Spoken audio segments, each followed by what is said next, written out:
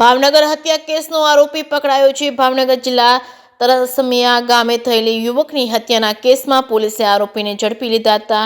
Tailoring કામના બાકી 4000 રૂપિયા અને એક વોટ્સએપ મેસેજને લઈને થયેલી બોલાચાલીમાં આરોપી વિપુલ બારીયાએ સુરેશ ડાબી પર છરી વડે હુમલો કરી હત્યા કરી હતી। પોલીસે આરોપીને ઘટનાસ્થળે લઈ જઈ ગુનાના રિકન્સ્ટ્રક્શન કરાયો હતો। કોર્ટમાં રજૂ કરતા 3 દિવસના રિમાન્ડ મંજૂર કરવામાં આવ્યા છે। હાલ પોલીસે સમગ્ર મામલે વધુ તપાસ હાથ ધરી છે। ભાવનગરના તરસમિયા ખારસી રોડ પર પીરની દરગાહ નજીક સુરેશભાઈ પર અજાણ્યા શખ્સે છરીના ઘા ઝીકી નાસી છૂટ્યો હતો। હુમલામાં સુરેશ ડાબી લોહાણ હાલતમાં સ્થળ પર ઢળી પડ્યા હતા। તે દરમિયાન ઈજાગ્રસ્ત સુરેશભાઈને ગંભીર હાલતે પ્રાઇવેટ વાહનમાં ભાવનગરની સટી હોસ્પિટલમાં ખસેડવામાં આવ્યા હતા, જ્યાં મોડી રાત્રે સુરેશભાઈનું મોત નીપજ્યું હતું। આ ઘટનાની જાણ થતાં મૃતકના સગાઓ મોટી સંખ્યામાં હોસ્પિટલ દોડી આવ્યા હતા। બનાવની જાણ થતાં ભરતનગર પોલીસ સ્ટેશનના પીઆઈ કુરેશી સહિતનો પોલીસ કાફલો ઘટનાસ્થળે દોડી ગયો હતો। આ અંગે મૃતક સુરેશભાઈના ભાઈ નરેશભાઈ ડાબીએ જણાવ્યું હતું કે હું પીરદાદાથી ટુ વ્હીલર લઈ મારી દીકરી સાથે જઈ રહ્યો હતો। પાછળથી મેં જોયું તો 4 લોકોએ મારા ભાઈ પર છરીના ઘા કર્યા હતા, જેથી હું એ લોકો પાસે ગયો પણ હતો। એક ગાડીમાં 4 લોકો આવ્યા હતા અને તે લોકો ત્યાંથી ચાલ્યા ગયા હતા। ત્યારે ભાવનગર પોલીસમાં મૃતકના ભાઈએ વિપુલ બારૈયા વિરુદ્ધ ફરિયાદ નોંધાવતા પોલીસે વિપુલ બારૈયા સામે હત્યાનો ગુનો નોંધી આરોપીને પકડવા શોધખોળ હાથ ધરી છે। ભાવનગર જિલ્લાના તરસમિયા ગામે થયેલી હત્યાના કેસમાં પોલીસે આરોપી વિપુલ બારૈયાને ઝડપી લીધો છે। આરોપીને પોલીસ કસ્ટડીમાં લઈ ઘટનાસ્થળનું રિકન્સ્ટ્રક્શન કરવામાં આવ્યું હતું। પોલીસે આરોપીને કોર્ટમાં રજૂ કરતા કોર્ટે 3 દિવસના રિમાન્ડ મંજૂર કર્યા છે। આ હત્યાની ઘટના તારીખ 4 જાન્યુઆરી 2026ના રોજ બની હતી। આ ઘટનામાં તરસમિયા ગામના રહેવાસી સુરેશ ડાબીનું છરીના ઘા ઝીકી હત્યા કરવામાં આવી હતી। જે સિંઘ સાથે હિરેમભાઈ ભાવનગર। મારું નામ નરેશભાઈ નાગજીભાઈ ડાભી। નરેશભાઈ, એક હત્યાનો બનાવ બન્યો છે, શું છે? હવે હું મારા ઘર તરફ જતો હતો કે પાછળથી જોયું તો 4 વ્યક્તિ હતા। એ છરીનો ઘા પાછળ કર્યો ને 4 વ્યક્તિ હતા। પછી હું ત્યાં પાછળ ગયો તો એ લોકો એક વ્યક્તિ એમ બોલ્યો કે મારું નામ વિપુલ બારીયા છે, જે થાય એ કરી લેજો।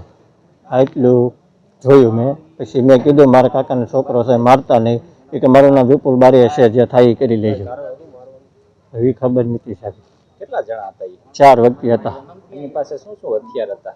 હથિયારમાં જોયા નહોતા। પાછળ શરી અહીંયા હતી એટલે શરી મારી વૈયા ગયા। કોઈ તમારી જૂની અદાવત એવું કંઈ? નહીં, એવું કે સાહેબ કાંઈ ખબર નથી। મરનાર છે કયા ગામના હતા તેવું જાણવા મળ્યું છે? મરનાર મારા કાકાનો છોકરો હતો, સુરેશભાઈ બુધાભાઈ ડાભી। અને આ મારનાર છે કયા ગામના હતા? એ માલણકાના છે। વિપુલ બારીયા નામ બોલ્યો હતો એ વ્યક્તિ પોતે કે વિપુલ બારીયા મારું નામ છે। કે આ બનાવ એક્ઝેક્ટ કઈ જગ્યા બન્યો છે? પીર દાદાના ઢાળમાં આરાધના સ્કૂલની સામે। તમારું નામ ને પરિચય? મારું નામ શાંતિભાઈ ધનજીભાઈ ડાભી। શાંતિભાઈ, ક્યાં રહેવાનું તમારે? મારે રહેવાનું તરસમિયા રોડ, બાપા સીતારામ સોસાયટીમાં। શું બનાવ બન્યો હતો?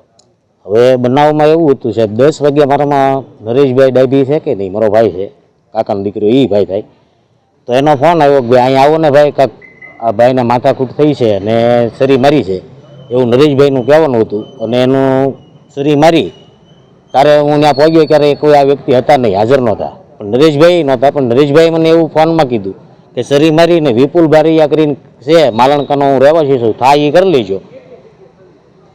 ધમકી મારીને એ જાય કે છરી મારી। મારવાવાળા કેટલાક જણા હતા? 4 વ્યક્તિ હતા એમ કે છે। એક એક્સેસ ગાડી હતી। કારણ તો એ કેમ ખ્યાલ આવે, કોઈ જાણવા નથી મળ્યું। એમની કોઈ જૂની અદાવત કે કોઈ વસ્તુ નહીં। એ મારવાવાળા છે કયા ગામના હતા? માલણકા ગામના હતા। કેટલા વ્યક્તિઓ? 4 વ્યક્તિ હતા। શું શું હથિયાર હતા એમની પાસે? હથિયારોમાં તો છરી મારી એક તો ખ્યાલ છે, બાકી બીજી છરીઓનું કે હથિયાર કઈ હોય એ ખ્યાલ નથી। કઈ જગ્યાએ બનાવ બનેલો છે? પીરની દરગાહ આગળ તરસમિયા રોડ। તમને શું વેમ છે હવે? હવે અમારે તો એક જ વાત છે કે ભાઈ અમારા ભાઈમાં આવી કોઈ દે કઈ યાદ નથી, કોઈ દારૂનું કે કોઈ વ્યસન નથી, અંદરથી માણસ છે।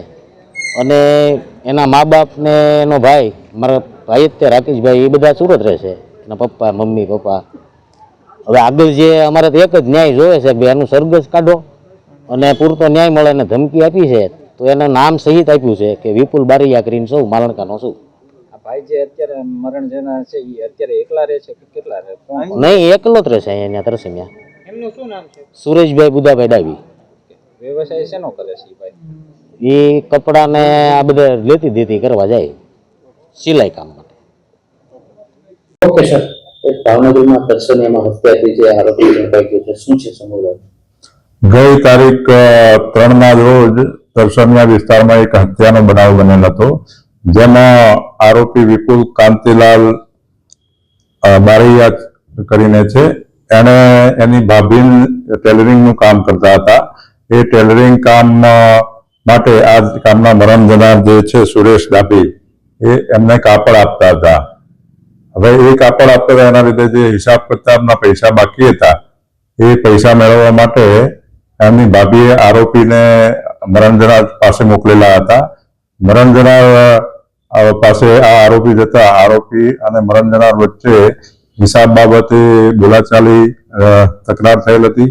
તેમજ આ જે મરણ જનારે છે આરોપીના ભાભીને વોટ્સઅપ ઉપર મેસેજ મોકલેલા હતા કે તમે મને ખૂબ ગમો છો, ખોટું નહીં લગાડતા, એ પ્રમાણે મેસેજ મોકલેલા હતા. એટલે આ હિસાબ કિતાબ બાબતે તેમજ આરોપીએ આ મરણ જનારને કીધેલ કે તમે મારી ભાભીને શું કામ આવા મેસેજ કરો છો, તો એ બાબતે બંને વચ્ચે ઉગ્ર બોલાચાલી થયેલ અને આ કામના આરોપીએ ઉશ્કેરાઈ જઈ અને મરણ જનારને પોતાની પાસેની છરી વડે મરણ જનારના પીઠના પાછળના ભાગે તેમજ પીઠના ડાબા પડખે છરીનો ઘા મારી દીધેલ હતો અને એ તીક્ષ્ણ અને મરણતોલ ઘા વાગવાને લીધે મરણ જનારનું મૃત્યુ થયું હતું.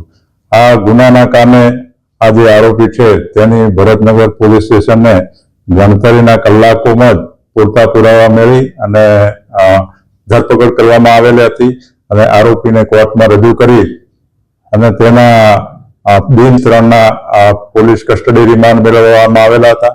તેમજ આરોપીના જે ઓળખ પરેડ પણ કરવામાં આવેલ હતી અને આરોપીનું આજે રિકન્સ્ટ્રક્શન પંચનામું પણ કરવામાં આવેલ હતું. સર, કેટલો હિસાબ છે તે લેવાનો બાકી હતો સર?